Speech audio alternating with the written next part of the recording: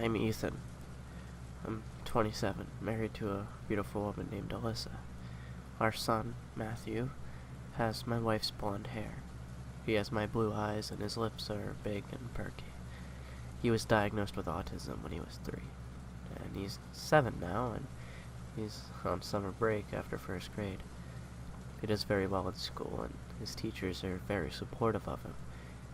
We have received multiple calls home, however, about how he talks to himself. Matthew has been talking to himself since he could talk, and it didn't surprise either me or Alyssa. Nonetheless, we were told we needed to address it since it was interrupting other students' learning time.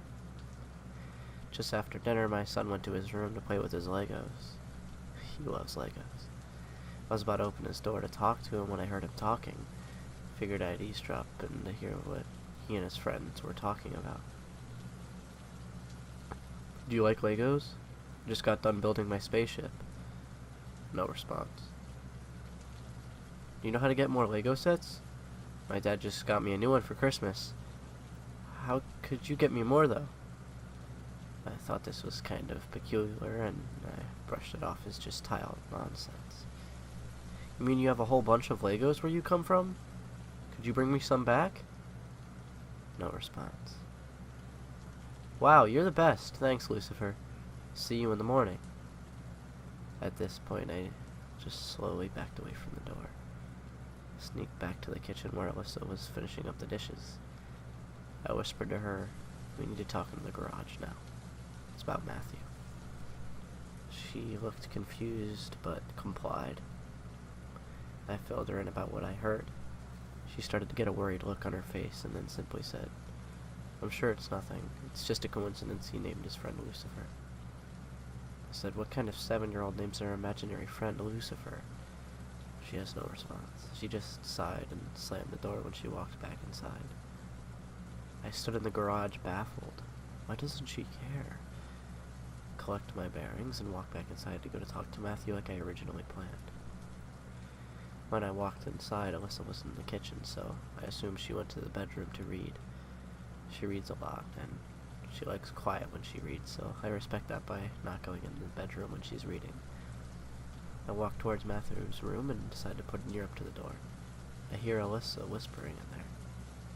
Can't make out what's being said, so I knocked twice. No response. "Can I come in?" I inquire. No response. I decided I should let myself in.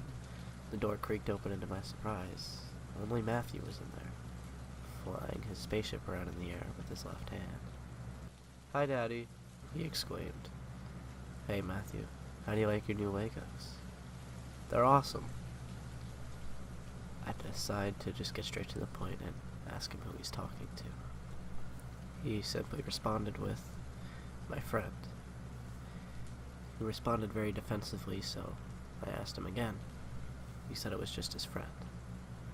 I always told Matthew that I could tell if he was lying because his tongue would change color, but only adults could see it. This obviously isn't true. It's just a way to catch them in his lies. I asked him to open his mouth so I could see his tongue. He refused.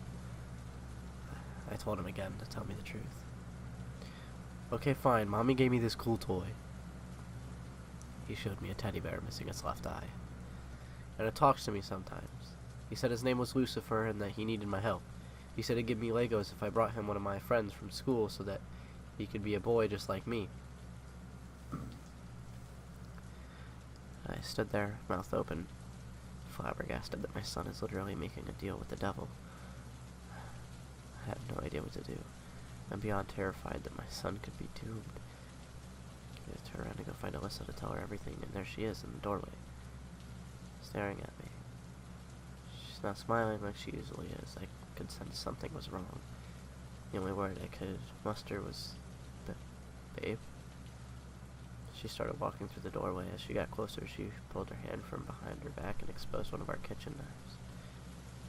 "Fuck," I yelled. And she swung at me, and I thrust my head back to barely dodge it, and I shoved her into my son's Legos. I picked up Matthew and ran outside to the car. I grabbed the keys frantically from the key holster and sprinted up to our only car, a 2012 Jeep Wrangler Sahara.